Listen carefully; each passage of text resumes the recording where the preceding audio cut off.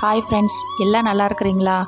ஓம் ஸ்ரீ சாய்ராம், ஓம் ஸ்ரீ சாய்ராம், ஓம் ஸ்ரீ சாய்ராம். நம் சாயன்பர்கள் அனைவருக்கும் வணக்கம். நம்ம சேனலில் இப்போ தான் நீங்கள் ஃபஸ்ட் டைம் வீடியோ பார்க்குறவங்களா இருந்தீங்கன்னா சப்ஸ்கிரைப் பண்ணிடுங்க. சப்ஸ்கிரைப் பண்ணிவிட்டு பெல் பட்டனை கிளிக் பண்ணி ஆளுங்கிற ஆப்ஷன் கொடுத்துருங்க. அப்போ தான் நான் போடுற பதிவு உங்களுக்கு உடனுக்குடன் நோட்டிஃபிகேஷனில் வரும். அப்படி நோட்டிஃபிகேஷனில் வந்த உடனே அந்த பதிவை பார்த்து அதனோட முழு பலனையும் பயனையும் நீங்கள் அடையணும். அதுதான் என்னோடய விருப்பம். சாயப்பாவின் அன்பு கட்டளை. ஓகே ஃப்ரெண்ட்ஸ், இன்று பிறந்திருக்கும் அனைத்து மழலை செல்வங்களும் 100 ஆண்டுகள் வாழ வேண்டும் என்றும் சாயப்பாவின் பரிபூர்ண அருளும் ஆசீர்வாதமும் கிடைக்கும் என்றும், இன்று திருமண நாள் கொண்டாடும் அனைத்து திருமண தம்பதிகளுக்கும் சாயப்பாவின் பரிபூர்ண அருளும் ஆசீர்வாதம் கிடைக்கும் என்றும், இன்று பிறந்தநாள் கொண்டாடும் குழந்தைகள் முதல் பெரியவர்கள் வரை அனைவருக்கும் சாயப்பாவின் பரிபூர்ண அருளும் ஆசீர்வாதம் கிடைக்கும் என்றும் உங்களுக்கு என்னுடைய இனிய திருமண நாள் நல்வாழ்த்துக்களையும் இனிய பிறந்தநாள் நல்வாழ்த்துக்களையும் தெரிவிச்சுக்கிறேன்.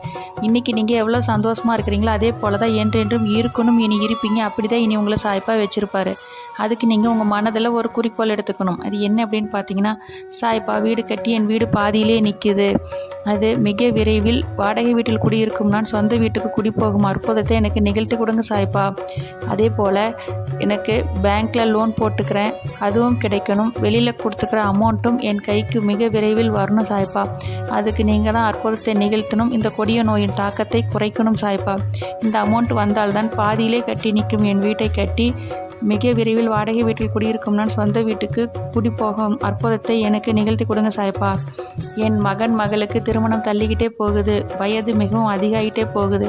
அவர்களுக்கு நல்ல வரனையும் நல்ல வாழ்க்கையும் அமைத்து கொடுங்க சாய்ப்பா. எனக்கு திருமணமாகி பல வருடங்கள் ஆயிடுச்சு, குழந்தை பாக்கியமே இல்லை. என் குடும்பம் தலைக்க வாரிசு வேணும். எனக்கு மிக விரைவில் குழந்தை பாக்கியத்தை கொடுங்க சாய்ப்பா. அதே போல் நிறைய சாயன்பர்கள் பேங்க்கில் லோன் போட்டுக்கிறாங்களா, அது அடைபடணும்னு சொல்கிறாங்க. பேங்க்கில் இருக்கிற நகையை திருப்பணும்னு சொல்கிறாங்க.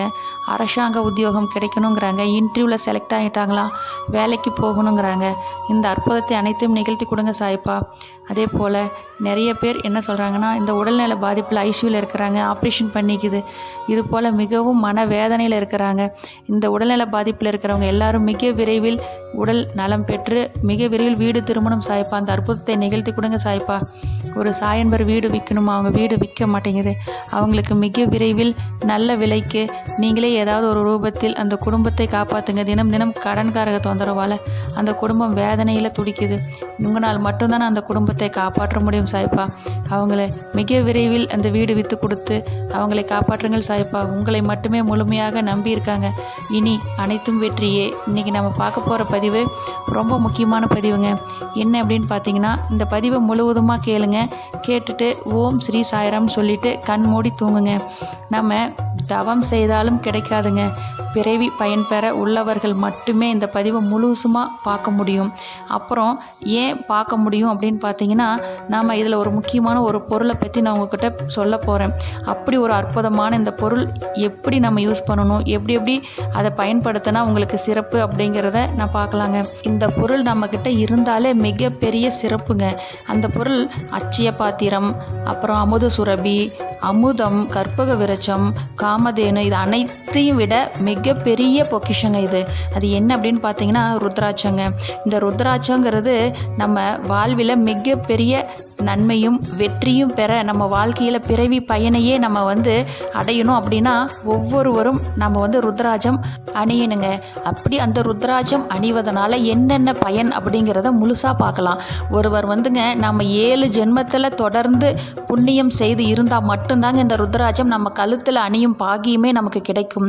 அதே போல் நமக்கு இந்த ஜென்மத்தில் மகா புண்ணியம் செய்திருந்தால் மட்டுமே இந்த ருத்ராட்சம் அணிவதற்கும், அதே போல் இந்த ருத்ராட்சம் அணிகிறதுக்கு நிறைய பேர் கேட்குற கேள்வி என்னென்னா, நம்ம ஜாதி மதம் பேதம் இதெல்லாம் இருக்குதா அப்படின்னு கேட்குறோம். அதெல்லாம் ஒன்றுமே இல்லைங்க. ஜாதி மதம் பேதம் இல்லாமல் யார் வேணுனாலும் இதை நம்ம ருத்ராட்சம் அணிந்து கொள்ளலாம்.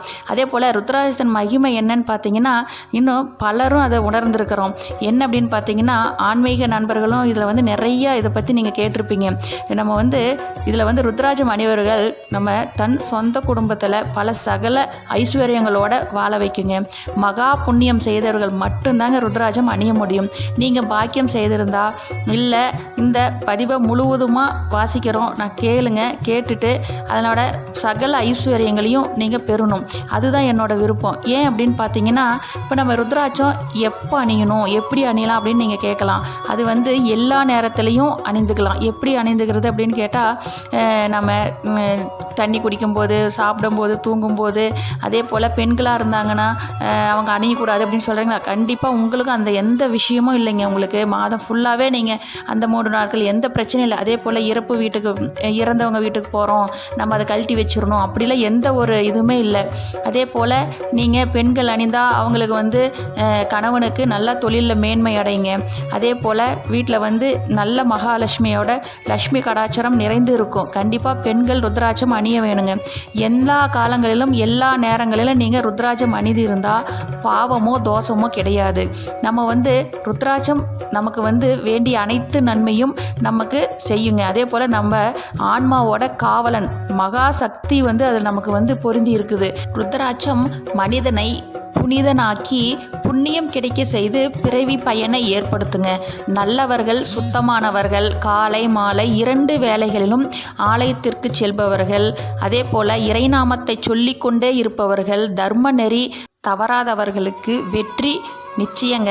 அதே போல் நம்ம ருத்ராட்சம் அடையும் போது உங்களுக்கு வந்து உங்களை நீங்களே தாழ்த்தி கொள்ளாமல் நம்பிக்கையோடு ஒரு 5 முக ருத்ராட்சம் எப்போதும் கழுத்தில் அணிந்து கொள்ளுங்க.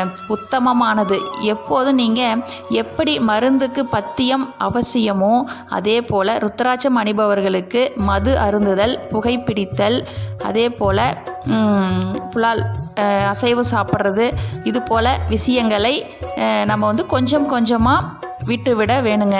முக்கியமாக ருத்ராட்சம் அணியும் போது இந்த விஷயத்தை மட்டும் நீங்கள் தவிர்த்துக்கிட்டால் போதுங்க. அதே போல் அசைவங்கிறது முக்கியமாக மாடு, பன்னி, இந்த போகிற மாமிசமெல்லாம் நீங்கள் சுத்தமாக தொடவே கூடாது. ஓகே ஃப்ரெண்ட்ஸ், இந்த பதிவை முழுவதுமாக கேட்டிருப்பீங்கன்னு நினைக்கிறேன். கேட்டவங்க எல்லோரும் ஒன்றா சேர்ந்து